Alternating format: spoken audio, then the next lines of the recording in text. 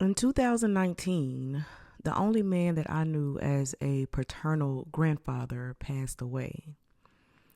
And considering the fact that I have been a nurse since 2009, I had really became kind of desensitized to death. Nobody super close to me had actually passed before. So I can honestly say that was probably the first time that I really experienced real grief. My maternal grandfather passed away, but I was maybe 3 or 4 at the time. I didn't know what was happening. I didn't know. I don't even remember um, going to his funeral or anything like that. I just remember my grandmother picked me up from pre-K one day, and I asked her where he was, and she said that he was in heaven. So of course, being that young, in my mind at the time, he wasn't gone. I could just go to heaven and see him. Anywho, I'm always getting off subject. So in 2019, when my dad's dad passed away, that kind of broke me. And he had suffered from chronic kidney failure, and he was doing dialysis, and his shunts and stuff were always messed up, the access line. He was always having to get them replaced. And so by the time that last hospital visit had came, he was always like back and forth in the hospital, probably about maybe a good 4 to 5 years before. He was always back and forth in the hospital, like anybody with chronic kidney failure. He was always having those complications and things, but he would always be okay. So the night before, my grandmother had called and told me that she was taking him to the hospital or whatever, and I didn't think anything of it because she was always taking him to the hospital. But the next day I was at work, and I worked at a juvenile prison at the time, and so we used to have to ride golf carts everywhere. Cause I don't think we were supposed to, but I was, I do what I want. So I was on a golf cart. And this feeling just came over me. It felt like somebody or something had sat in the golf cart with me. It's just this feeling like I hadn't heard anything from anybody. And I figured, that they were back at home. My grandmother used to watch my boys for me too. They didn't really do daycare until they got older. So I figured that they were back at home. Everything's good, until that feeling came over me. And I felt like, somebody had gotten that golf cart with me or something. I'm like, something is going on. So something said, call grandma. So I called my grandma, and she picked up the phone, and she was crying. And I just knew, and she could barely get it out. She was just like, it's not good. It's not good. That's all she just kept saying. It's not good. And I just remember I didn't even tell anybody. I got off that dang on golf cart. And it's funny now, but at the time it wasn't like I had walked out of the gate. I had went through the thing, and you know how you have to turn it. Well, if you don't know, you have to turn in all your stuff at the front desk and all that. I forgot something. And so once I finally got out of the gate, I needed to get back in the gate. So I was trying to run to the car, but then I remembered that I forgot something. So I was trying to run back, and I was trying to open the gate, but the gate is locked. I mean, it's a prison. And I ended up falling. Like, I just was, y'all. Anyway, so it wasn't good. My supervisor, who I didn't even like, she is just a rude, mean. Let me not do that. That's not right. Anywho, it turns out she's my youngest son's cousin. But she would treat me like I, essayed her cousin or something. Baby, if anything, I should be mad. Anyways, yeah, so they ended up having to take me to the hospital or whatever, because I was so distraught. Like, y'all already know teen pregnancy runs rampant it used to in the Black community. Not anymore, honey. Most women are not having kids until well into their 40s. But back then, it was rampant. So my grandpa was not that old. And that's another reason why I didn't think anything of it. Nobody close to me I just didn't think anything of it. I think my grandpa was only 60, so he wasn't that old. maybe 58, 57. He just was not that old at the time. And so, and that's all I could say when the people at the front desk finally called, my supervisor and was like, hey, something is wrong. Something is not, something's wrong with Brooke. Like, and so that's all I could say. It's just like, he's not even that old. Like, he's not even that old. That's all I kept saying. Anyways, so, it wasn't good. He ended up passing. And I just remember the way that grief hit me. I would wake up crying. I would be all right during the day, and I would go to sleep crying. And that was when I first became spiritually aware. Usually it's always a dramatic event that will jerk you awake. That's what it feels like. It feels like you're being jerked awake. So I became spiritually curious. I felt like, I just had this strong feeling of regret. So I felt like, where is this feeling coming from? Like, and I just felt like it was coming from my grandpa. Like, he just did not, he just passed with a lot of regret. And so I just remember thinking, like, I don't want that for myself. You start thinking about your own mortality and morbidity when someone close to you passes. When someone close to you passes, you start to think about your own possibilities, So I started researching, and I didn't even know anything. I was raised Christian. If you watched any of the previous videos, you probably have seen me ranting about that. I was in Christian schools all the way up until the 4th grade until they put me out. Very, cultish Christian, if you ask me. That's what I think it is. But I had no idea about anything spirituality, manifestation, affirmations, positive mind, not even positive mindset.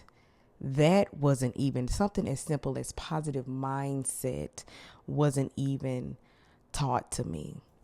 But I'm just saying all that to say that I feel like once you are jerked awake, that is when the spiritual warfare begins. Nobody ever explained it, in any video that I ever watched. Like, somebody may have, because that's how I know now. So let me not say that. But once you have a dramatic event happen, or, especially now with the internet and all of that, once you become spiritually aware, that's when the warfare starts. And the main tactic in the warfare, which I still, I was becoming spiritually aware. I was curious. I was learning about affirmations and, speaking positively over myself and, positive mindset, all of those things. I hadn't even gotten a chance to dive really deep into it, before that first spiritual warfare tactic hit. And at the time, I didn't know. I was still unaware. It's like I was awake, but I was unaware. I was still unaware. And it was like they sent that distraction in. That's that first one. They sent it in right when I was, dipping my toe into it. And if you're anything like me, it's a man. It's a man.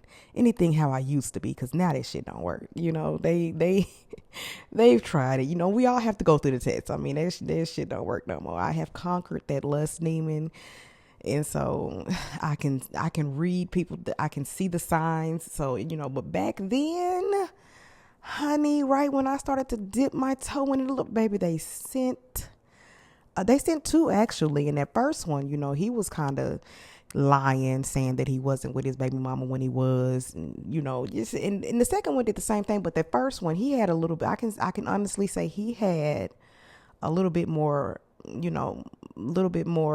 couth. His morals, he has a conscience. He might still have a little bit of his soul, but that second one, baby, soulless. The first one, he'll take advantage, he would take advantage of my kindness.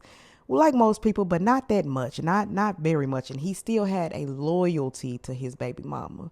So even though he claimed that they wasn't together, and I kind of figured that they were, because, I was only getting certain days and he didn't answer the phone at certain times. You know how they do. So he still had that second one. Honey, when I tell you, he had that demon wand and he used it on me, and it was like he was lying, but he was still back. Like he is a, I don't know what he is now, because I haven't seen or heard from that man in almost 2 years, but back then, honey, and I would hope that he has grown, but they say, that the narcissists don't grow. I don't know. I don't know if they do or they, but back then, baby, when I say he put that demon wand on me, and he was given 80% truth and 20% lie. It was like they tell you just enough and then lie right after, and you just don't know, and then you already blinded and distracted by the demon wand. And honey, when I say it used to be the tactic of all tactics, because I was put right back to sleep. Not necessarily completely, dang near though. I was dang near put right back to sleep for the next 3 years, 4, because he ended up getting locked up, that, but 4, because, the first part of the sentence, I was still trying. I was still, it was a lost cause, but I was still trying. The serum and the BS, it was wearing off at that time. So I would say for about 4 years, I ended up getting just to even think about that right now, like, oh my God, I got put back to sleep for 4 years. And it's just like, it was light work. But let me stop before they send somebody in this. Because it was like, that was really, I can't believe I let myself get took down like that. And when I say somebody that would just take advantage of I was being kind to this man, trying to help this man. And when I say he was taking full on advantage, like, to me, if you are capable of taking advantage of someone's kindness, somebody trying to help you, and you take advantage of that, you take their kindness and you go do horrible, detestable, disgusting things, you are a bottom feeder. The lowest of the lowest level demons, your soul is hanging above the lake of fire. And it doesn't matter how many deals you strike with whatever devil that comes across your path while you hanging there, it will remain there. And that be the thing, it's just like him, the sister that help him, do all the little stuff that she, little bippity boppity boo ass shit that she be doing, weak ass shit.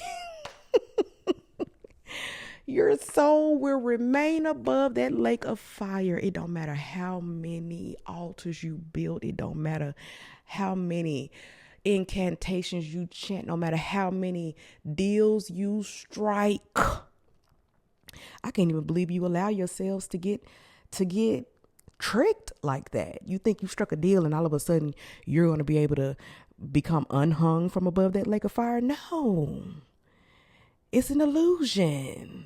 The only way that soul is going to come out from above that lake is if you go to God. That's it. But those bottom feeders, they do what they do. That's what they do.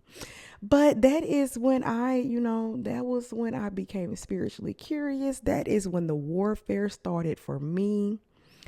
And that was that first tactic. They're going to use what makes you the weakest against you. And for me, it was love.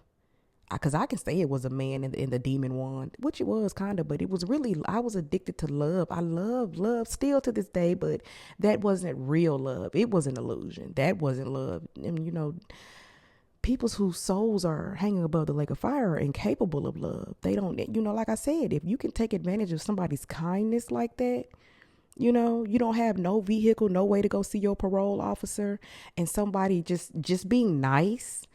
Most people call it, oh, you dumb, you this, you that. I'm just being nice. Don't want you to get locked back up. You take my car, and instead of, you might go see the PO, but then you take your nasty, disgusting ass over there to your baby mama house and tell her it's your auntie's car. Taking advantage of somebody that's trying to help you in such a way, you have to be the most bottom feeding shrimp roach infested, nasty vessel having. That's not right. Forgive me, Lord. I'm sorry. Just unhealed, full of trauma, and need to do some shadow work. Anyways, I don't have any idea what this is, but I'm doing Podmas, so I'm just going to post it. Until next time. Peace.